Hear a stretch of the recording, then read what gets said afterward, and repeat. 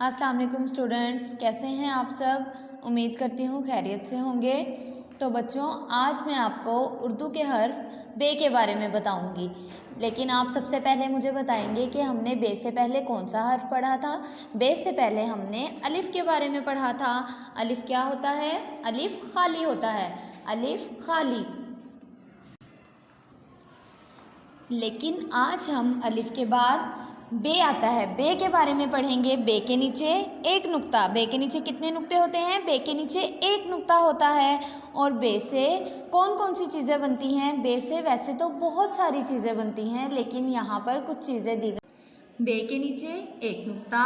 बे से बिल्ली, बे से भालू, बे से बत्तख, बे से बादल, बे से बल्ला, बे से बरगद। तो बच्चों, अब हम बे के बारे में लिखना सीखेंगे कि बे कैसे लिखते हैं।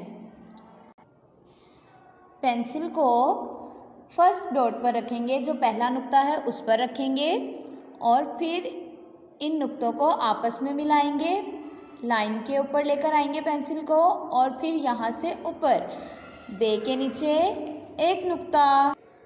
बे के नीचे एक नुक्ता, और एक बार फिर से लिखेंगे बे के नीचे एक नुक्ता। लिखते हुए आपने इस चीज़ का ख्याल रखना है कि आपका जो लफ्ज़ है वो बिल्कुल प्रॉपर तरीके से लिखा गया हो, बिल्कुल ठीक लिखना है आपने।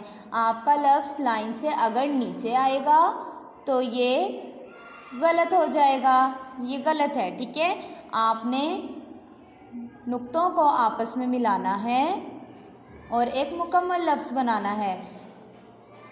लाइन से टच लाजमी करना है, आपका लफ्ज़ लाइन से टच होना चाहिए। बे के नीचे एक नुक्ता। इसी तरह हम दोबारा लिखेंगे, बे के नीचे एक नुक्ता, बे के नीचे एक नुक्ता, बे के नीचे एक नुक्ता। तो बच्चों, आज हमने बे के बारे में लिखना सीखा कि बे कैसे लिखते हैं, और बे से बनने वाले बहुत से अल्फाज थे यहाँ पर, जो कि मैंने आपको बताए कि बे से कौन कौन से अल्फाज बनते हैं। आपका काम मुकम्मल हो चुका है। तो बच्चों, आपने अपना बहुत सारा ख्याल रखना है और अपना काम बहुत अच्छा करना है। अल्लाह हाफिज़।